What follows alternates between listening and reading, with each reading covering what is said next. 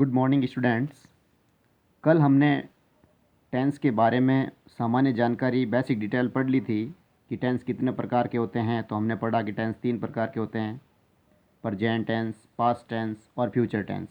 उसके बाद में हमने हेल्पिंग वर्ब के बारे में पढ़ा, सब्जेक्ट के बारे में पढ़ा और उसी टॉपिक को आगे बढ़ाते हुए हम आज यहाँ पे काइंड्स ऑफ सेंटेंसेस यानी वाक्यों के कितने प्रकार होते हैं वो हम यहाँ पर पढ़ेंगे कि वाक्य के जो प्रकार हैं वो कितने प्रकार के होते हैं। तो टेंस के अंदर बात करें हम तो जो वाक्य हैं वो 4 प्रकार के होते हैं, जिसमें पहला है अफर्मेटिव, जिसको हम पॉजिटिव भी कह सकते हैं, सकारात्मक वाक्य होता है जिसको हम पॉजिटिव सेंटेंस कहते हैं। दूसरा होता है नेगेटिव यानी नकारात्मक वाक्य होते हैं। तीसरा होता है इंटरोगेटिव, प्रश्नात्मक वाक्य होता है जिस वाक्यों के अंत में आपको क्वेश्चन मार्क लिखा हुआ मिलेगा।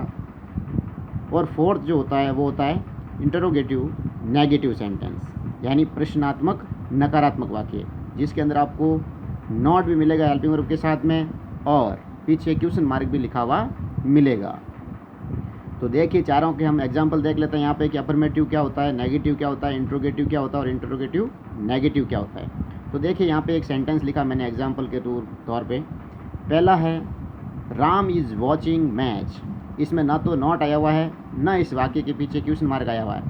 इसका मतलब ये जो सेंटेंस है वो अफर्मेटिव या पॉजिटिव सेंटेंस है, यानी जिस वाक्य के अंदर ना तो नॉट आता है और ना उस वाक्य के अंत में क्वेश्चन मार्क आता है तो समझ लेना है कि वो वाक्य आपके अफर्मेटिव सेंटेंस है।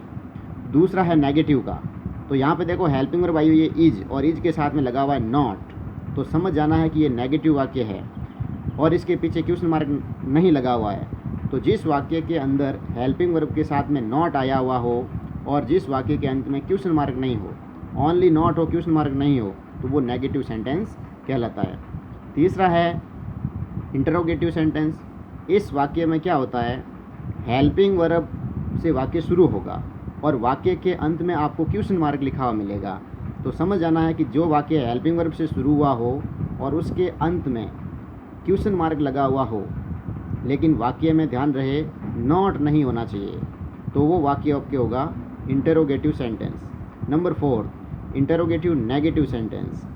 ये वाक्य भी हेल्पिंग वर्ब से शुरू होगा लेकिन ध्यान रहे इस वाक्य में नॉट का प्रयोग होगा और वाक्य के अंत में क्वेश्चन मार्क भी लिखा हुआ मिलेगा।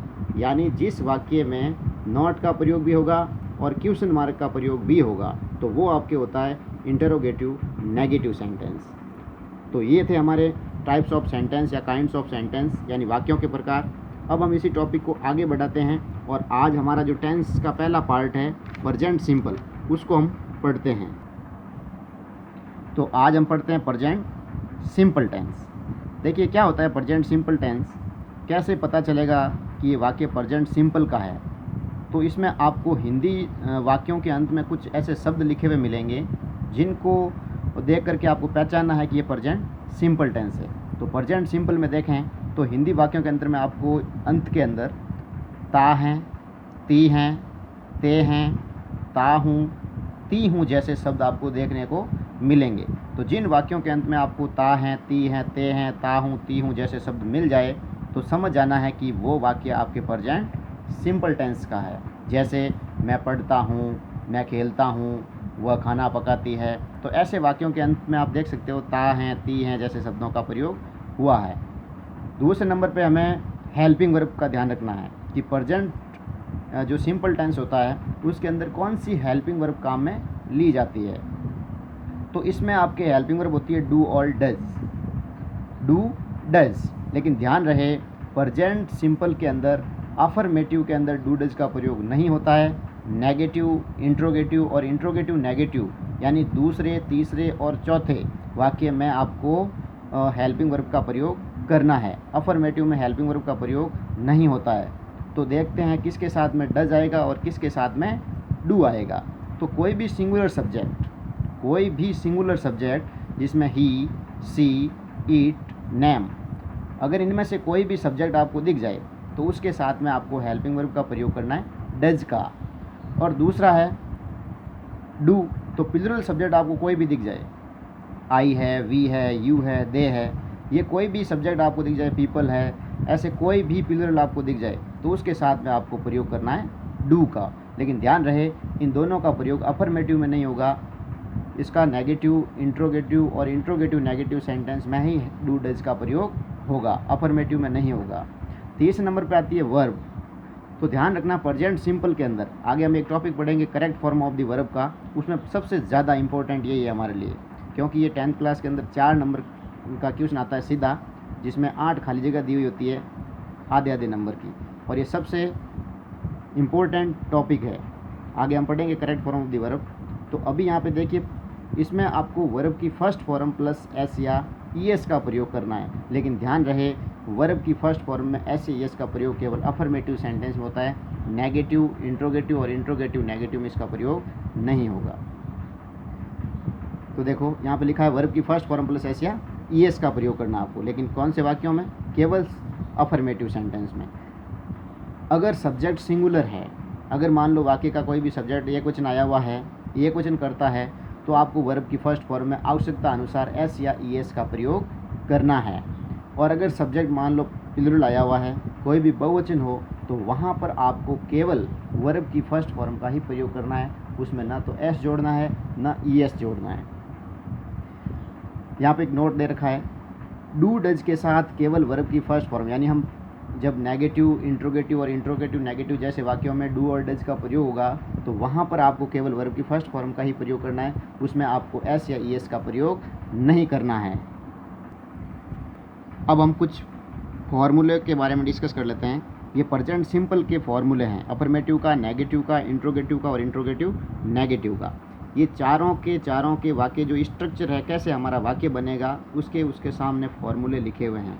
तो देखो अफर्मेटिव सेंटेंस प्रेजेंट सिंपल का, इसमें सबसे पहले आपको सब्जेक्ट लिखना है, सब्जेक्ट के बाद में आपको मेन वर्ब का प्रयोग करना है अफर्मेटिव में।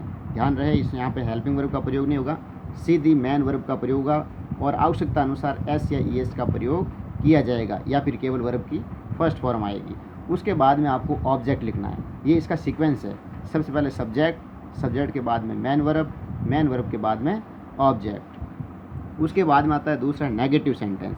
तो नेगेटिव सेंटेंस में भी सबसे पहले सब्जेक्ट के बाद में देखो इसमें हेल्पिंग वर्ब का यूज होगा, यानी डू और डज होता है प्रेजेंट सिंपल में, तो यहाँ पे आवश्यकता अनुसार सब्जेक्ट के अकॉर्डिंग यहाँ पे हेल्पिंग वर्ब लग जाएगी।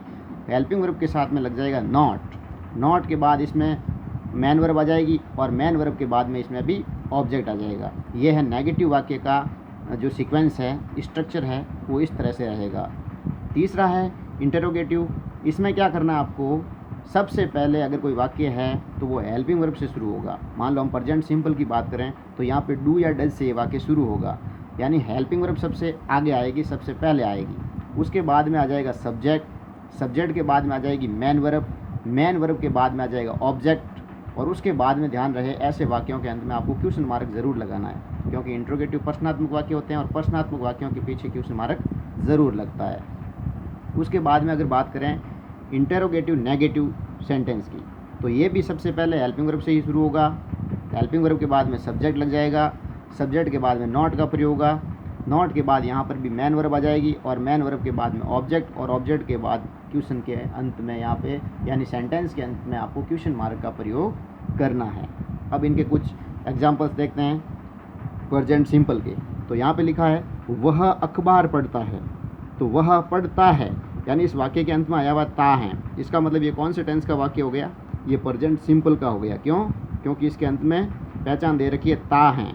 जब ता है आ जाता है तो ये प्रेजेंट सिंपल टेंस हो गया, और ता है इसका मतलब ये लड़का है, तो वह के हिसाब से हम यहाँ पे क्या लिखेंगे, सब्जेक्ट लिखेंगे, क्योंकि अफर्मेटिव वाक्य में सबसे पहले क्या आएगा, सब्जेक्ट। ये ऊपर दे रखा है देखो, अफर्मेटिव सबसे पहले सब्जेक्ट यानी करता यानी काम को करने वाला।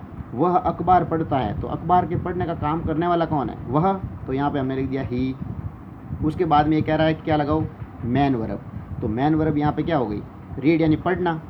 और हमने पहले चर्चा की थी जो सब्जेक्ट सिंगुलर हो तो वर्ब में आपको एस या ईएस का प्रयोग करना है।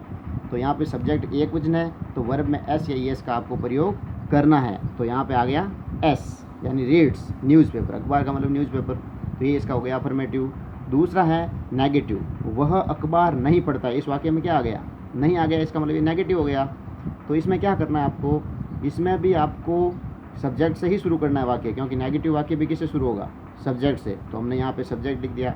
सब्जेक्ट के बाद में ये कह रहा है हेल्पिंग वर्ब लगाओ, तो ही सी इट नेम सिंगुलर है और सिंगुलर के साथ में डज का प्रयोग होता है, तो यहाँ पर हमने डज लगा दिया। डज के बाद में ये नहीं यानी नेगेटिव सेंटेंस है, तो यहाँ पे किसका प्रयोग कर लेंगे हम, तो यहाँ पे हम नॉट का प्रयोग कर लेंगे और रीड का रीड और न्यूज़पेपर का न्यूज़पेपर। उसी हिसाब से